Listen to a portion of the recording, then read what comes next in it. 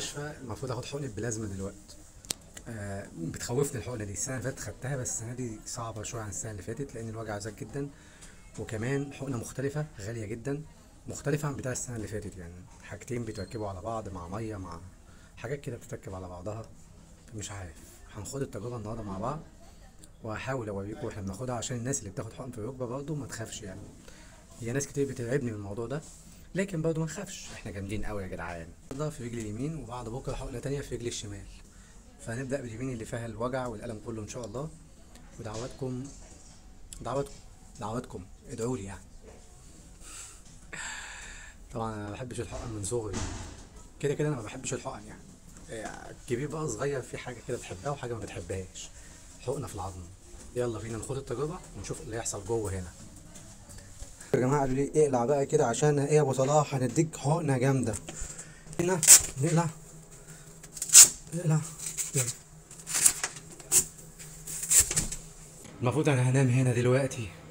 تمت العمليه بنجاح، خدت حقن بلازما النهارده خلاص في رجلي اليمين، بس حصل حاجه اول مره اشوفها هنا بجد، هقول لكم عليها دلوقتي. طبعا يا جماعه التعامل هنا باحترام جدا، وبصراحه دخلت لقيت الدكتور جنطي جدا جدا جدا، ولقيتهم نيموني كده على السرير اللي انتوا شفتوه دوت، وجابوا جهاز اشعه ومديني الحقنه، ركب لي حاجات كده عشان ما احسش.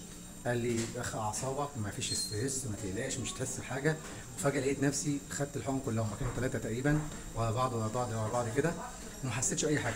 ولما خلصت السنه اللي فاتت لما خدت الحقن ديت كانت غير الحقن دي طبعا. السنه اللي فاتت كانت حقن عاديه، السنه دي حقن شديده شويه. انا ركبوا لي حاجات كده على رجلي، حطوا كده زي مشمع كده بيلزق كده على رجلي، حطوا حاجات على رجلي، وبعد كده قالوا لي استنى تاخد اشعه. قلت اشعه ايه؟ دي الاشعه اللي بتثبت ان انا خدت الحقنه. دي اشعه وقت الحقنه، يعني بيعملوا اشعه وانت بتاخد الحقنه، والسائل بتاع البلازما راح فين وبيعمل ايه وكل حاجه.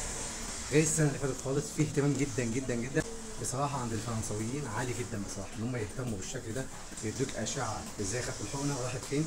السنه اللي فاتت ما عملوش اي حاجه من الكلام. الممرضه بيعقم رجلي، بيعقم كل حاجه، اهتمام جامد جدا جدا جدا.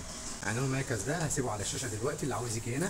المستشفى هنا فيها كل التخصصات، موجوده على محطه شارون ميدو 9. محدش هنا بيتكلم انجليزي ولا عربي، تكون بتتكلم فرنساوي، وقليل جدا فيهم اللي بيتكلم انجليزي. اشوف وشكم على خير، السلام عليكم.